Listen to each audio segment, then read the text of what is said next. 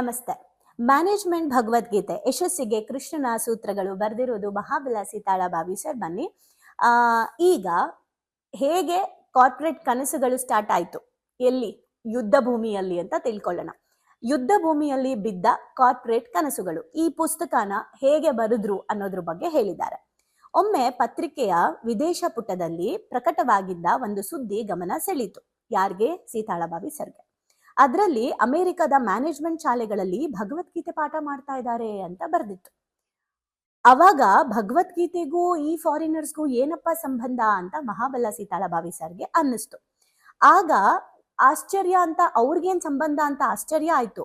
ಆದ್ರೆ ಕೃಷ್ಣನ ಬಗ್ಗೆ ನನಗೆ ಗೊತ್ತಿದ್ದಿದ್ರಿಂದ, ಶ್ರೀಕೃಷ್ಣನ ಒಂದು ಏನ್ ಹೇಳ್ತಾರೆ ಜನಪ್ರಿಯತೆ ಸಾಕಷ್ಟಿದೆ ಅಂತ ನನಗೆ ಗೊತ್ತಿದ್ದಿದ್ರಿಂದ, ನಾನು ಭಗವದ್ಗೀತೆನ ನಂಬೋನಾಗಿರೋದ್ರಿಂದ ನನಗೆ ಅದ್ರ ಮೇಲೆ ಏನು ಡೌಟ್ ಬರಲಿಲ್ಲ. ಹೇಳಿರ್ತಾರೆ ಅಂತ ಅನ್ನಿಸ್ತು. ಅದಾದ್ಮೇಲೆ ಭಗವದ್ಗೀತೆಯಲ್ಲಿ ಅವರಿಗೆ ಮ್ಯಾನೇಜ್ಮೆಂಟ್ ನೋಡೋ ಅಂಥದ್ದು, ಮ್ಯಾನೇಜ್ಮೆಂಟ್ ತಂತ್ರಗಳು ಏನ್ ಕಾಣಿಸ್ತು, ಮ್ಯಾನೇಜ್ಮೆಂಟ್ ಕ್ಲಾಸ್ಗಳಿಗೆ ಭಗವದ್ಗೀತೆನ ಹೇಗೆ ಕೊಡ್ತಾ ಇದ್ದಾರೆ ಅಂತ ಒಂದು ಆಶ್ಚರ್ಯ ಬಂತು. ಅವಾಗ ಜಗತ್ತಿನ ಮೂಲೆ ಮೂಲೆಯ ಮ್ಯಾನೇಜ್ಮೆಂಟ್ ಗುರುಗಳಿಗೆ ಶ್ರೀಕೃಷ್ಣ ಪರಮಾತ್ಮನೇ ಆರಾಧ್ಯ ದೈವ ಅನ್ನೋದನ್ನ ಇವರು ಗೂಗಲ್ ಅಲ್ಲೆಲ್ಲ ಸರ್ಚ್ ಮಾಡಿ ಹುಡ್ಕೋಕೆ ಶುರುವಾದಾಗ ಇವ್ರಿಗೆ ಕಾಣಿಸಿದ್ದೇನಂದ್ರೆ, ಮ್ಯಾನೇಜ್ಮೆಂಟ್ ಗುರುನೇ ಶ್ರೀಕೃಷ್ಣ ಪರಮಾತ್ಮ. ಎಲ್ಲಾ ಮ್ಯಾನೇಜ್ಮೆಂಟ್ಗಳ ಕೋಚ್ ಯಾರಿದ್ದಾರೆ ಅವರೆಲ್ಲರ ಗುರುನೇ ಶ್ರೀಕೃಷ್ಣ ಪರಮಾತ್ಮ. ನಾವ್ ಅಂತ ಇದೀವಿ, ಆ ಗುರುಗಳಿಂದ ಕಾಪಿ ಮಾಡಿದ್ವಿ, ಈ ಗುರುಗಳಿಂದ ಕಾಪಿ ಮಾಡಿದ್ವಿ ಅಂತ. ಇದು ಸದ್ಗುರು ಇಂದ ಹೇಳಿದ್ರು, ಇದು ಮಹತ್ರಯ ಹೇಳಿದ್ರು, ಇದು ಶ್ರೀಶಂಕರ್ ಗುರುಜಿ ಹೇಳಿದ್ರು ಅಂತ ಹೇಳ್ತಾರೆ. ಆದ್ರೆ ಅವರೆಲ್ಲರ ಗುರು ಶ್ರೀಕೃಷ್ಣ ಪರಮಾತ್ಮ. ಸೊ ಶ್ರೀಕೃಷ್ಣ ಪರಮಾತ್ಮ ಇಂದ ನಾವ್ ಯಾವಾಗ ಪರಮಾತ್ಮನ್ಗೆ ಕನೆಕ್ಟ್ ಆಗ್ತೀವಿ, ಎಲ್ಲರಿಗೂ ಅವನೇ ಗೈಡ್ ಮಾಡ್ತಾನೆ. ಸೊ ಹಾಗಾಗಿ ಎಲ್ಲಾ ಕೋಚ್ಗಳ ಕೋಚ್ ಶ್ರೀಕೃಷ್ಣ ಪರಮಾತ್ಮ ಅಂತ ಹೇಳ್ತಾ ಇದ್ದಾರೆ. ಅಫ್ಕೋರ್ಸ್ ಒಪ್ಕೊಳ್ಳೇಬೇಕು. ಮರುದಿನ ಭಗವದ್ಗೀತೆಯ ಮರುಹೋದಿಗೆ ಕುಳಿತೆ. ಇವರು ಭಗವದ್ಗೀತೆನ ಆಲ್ರೆಡಿ ಓದಿದ್ರು, ಮತ್ತೆ ಬುಕ್ನ ಓದೋಣ, ಏನು ಈ ತರ ಇದೆಯಲ್ಲ ನೋಡೋಣ ಅಂತ ಕೂತ್ಕೊಂಡೆ.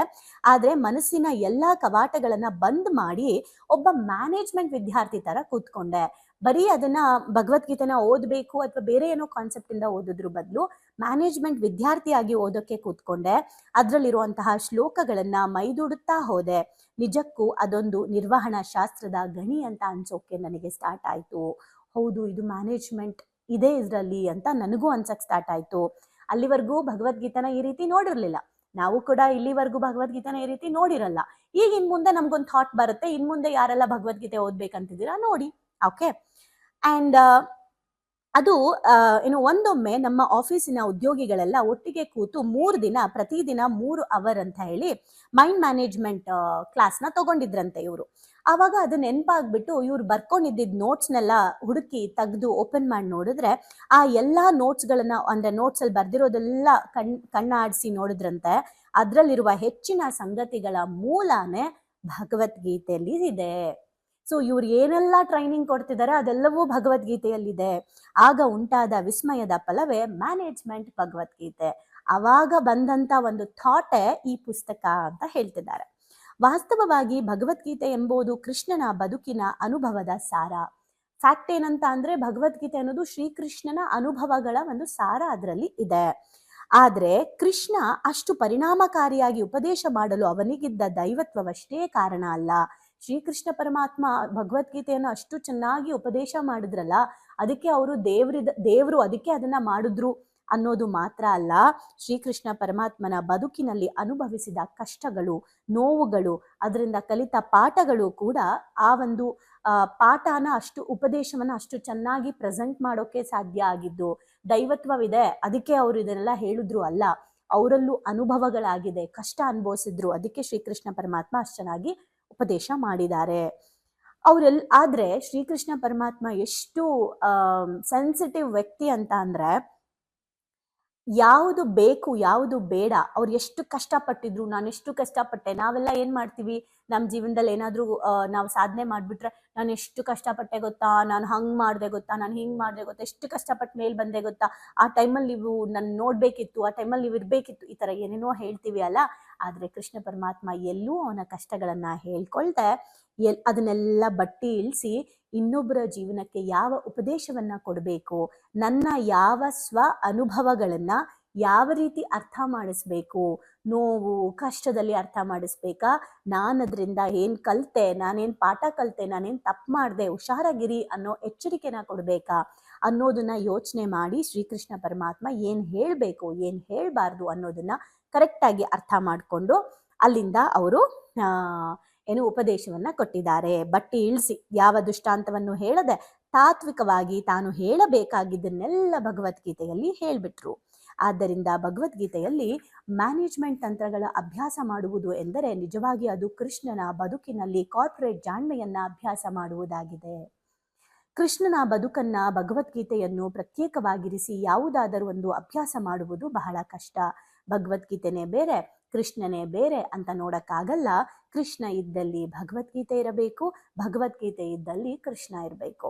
ಕೃಷ್ಣ ಅವೆರಡೂ ಕೂಡ ಅವಿನಾಭಾವ ಸಂಬಂಧವನ್ನ ಹೊಂದಿದೆ.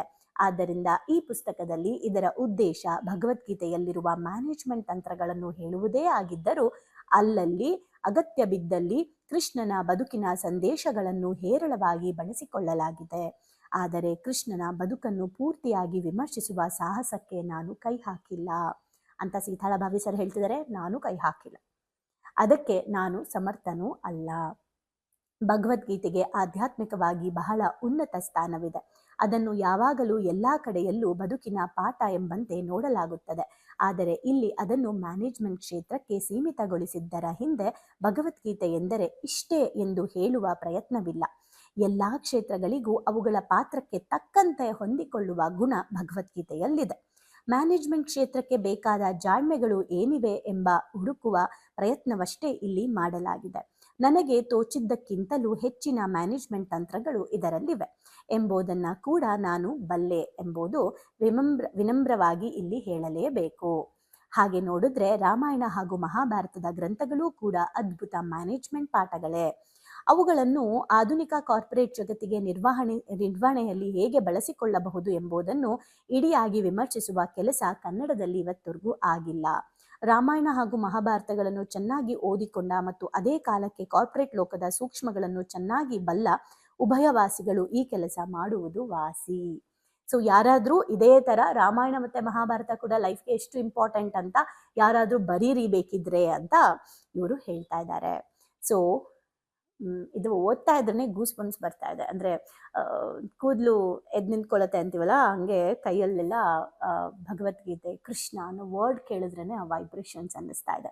ಮೇ ಬಿ ಈ ಪುಸ್ತಕ ಇವತ್ತು ನಮ್ಮ ಲೈಫ್ಗೆ, ಅದರಲ್ಲೂ ಈ ಒಂದು ವರ್ಷದಲ್ಲಿ ಸಿಕ್ಕಿರೋದು ಗ್ರೇಟ್ ಅನ್ಸುತ್ತೆ. ನಾವು ಬದುಕನ್ನ ಬದಲಾಯಿಸ್ಕೋಬೇಕು ಅಂತ ಯಾರು ನಿರ್ಧಾರ ಮಾಡಿದ್ದೀರಾ ಅವರೆಲ್ಲರೂ ಕೂಡ ಮ್ಯಾನೇಜ್ಮೆಂಟ್ ಭಗವದ್ಗೀತೆಯನ್ನ ಅರ್ಥ ಮಾಡ್ಕೋಬೇಕು. ಭಗವದ್ಗೀತೆಯನ್ನ ಈ ವರ್ಷ ಓದೋಕೆ ಶುರು ಮಾಡಿ. ಭಗವದ್ಗೀತೆ ಇಡೀ ಜೀವನದ ಸಾರಾಂಶವನ್ನ ಅರ್ಥ ಮಾಡಿಸುತ್ತೆ. ಸೊ ನಮ್ಮೆಲ್ಲರ ಲೈಫಲ್ಲೂ ಏನು ಹೇಳ್ತಾರೆ, ಆ ಎಲ್ಲ ಕ್ಯಾರೆಕ್ಟರ್ಗಳೇನಿದೆ ಅದರದ್ದು ಚುಚ್ಚು ನಾವೆಲ್ಲರೂ ಇರ್ತೀವಿ. ಸೊ ಅದರಲ್ಲಿ ಯಾವುದು ಬೇಡ ಯಾವುದು ಬೇಕು ಅಂತ ನಾವು ವಿಮರ್ಶೆ ಮಾಡಿಕೊಂಡು ತೆಗಿಬೇಕಾಗಿದೆ. ಸೊ ಇಷ್ಟು ಬ್ಯೂಟಿಫುಲ್ ಆಗಿರುವಂತಹ ಪುಸ್ತಕ ನಮ್ಮ ಕೈಗೆ ಸಿಕ್ಕಿ ನಾವು ಇದನ್ನು ಓದ್ತಾ ಇರೋದು ಮೇ ಬಿ ನಮ್ಮ ಪುಣ್ಯ ಅಂತ ಅನಿಸುತ್ತೆ. ಸೊ ನೆಕ್ಸ್ಟು ಏನೇನಾಗುತ್ತೆ ಅಂತ ನೋಡ್ತಾ ಹೋಗೋಣ. ಏನು ಅರ್ಥ ಆಯಿತು ಇವತ್ತು ಅಂತ ಕಮೆಂಟ್ ಮಾಡಿ. ಮತ್ತೆ ಮುಂದಿನ ಎಪಿಸೋಡಲ್ಲಿ ನಾವು ಮತ್ತೆ ಕಂಟಿನ್ಯೂ ಮಾಡೋಣ. Thank you. ಭಾವನೆಗಳಿಗೊಂದು ಶಾಲೆಗೆ ಬಂದು ತುಂಬಾ ಖುಷಿ ಆಯ್ತು. ಲೈಫಲ್ಲಿ ತುಂಬಾ ಅಂದ್ರೆ ತುಂಬಾ ಕ್ಲಾರಿಟಿ ಬಂದಿದೆ. ತುಂಬಾನೇ ಬದಲಾವಣೆ ಆಗಿದೆ. ನಂಗೆ ತುಂಬಾ ಖುಷಿ ಇದೆ ನಾನು ಇಲ್ಲಿಗೆ ಬಂದಿರೋದು. ನನಗೆ ತುಂಬಾ ಖುಷಿ ಆಗಿದೆ. ಪ್ರತಿಯೊಂದಕ್ಕೂ ಸ್ಫೂರ್ತಿ ಸಿಕ್ಕಿದೆ, ನೆಮ್ಮದಿ ಸಿಕ್ಕಿದೆ. ಒನ್ ವರ್ಡ್ ಅಲ್ಲಿ ಹೇಳ್ಬೇಕಂದ್ರೆ ಇಟ್ ಈಸ್ ಅಲ್ಟಿಮೇಟ್. ಲೈಫ್ ತುಂಬ ಕಾಂಪ್ಲಿಕೇಟ್ ಅಂದ್ಕೊಂಡಿದ್ದೆ, ಬಟ್ ಈ ಕ್ಲಾಸಿಗೆ ಸೇರಿದ್ಮೇಲೆ ತುಂಬ ಈಸಿಯಾಗಿ ಅರ್ಥಪೂರ್ಣವಾಗಿ ಹೇಗೆ ಜೀವಿಸ್ಬೇಕು ಅನ್ನೋದು ಗೊತ್ತಾಯಿತು. ಆ್ಯಕ್ಚುಲ್ ಆಗಿ ನಂಗೆ ತುಂಬ ಖುಷಿ ಇದೆ ನಾನು ಇಲ್ಲಿಗೆ ಬಂದಿರೋದು. ಈ ಒಂದು ವರ್ಕ್ಶಾಪ್ ಬಂದಿರೋ ಉದ್ದೇಶ ಅಂದರೆ ತಾರಾ ಮೇಡಮು ಏನೇ ಕೊಟ್ಟರು ಒಂದು ಅದ್ಭುತವಾಗಿ ಸ್ಪೆಷಲ್ ಆಗಿ ಕೊಡ್ತಾರೆ ಅನ್ನೋ ನಂಬಿಕೆ ಇದೆ. ಈ ಒಂದು ವರ್ಕ್ಶಾಪಲ್ಲಿ ಇನ್ನೂ ಅದ್ಭುತವಾಗಿ ಸಿಗ್ತದೆ ಅಂತ ನಂಬ್ಕೊಂಡು ಬಂದಿದ್ದೀನಿ.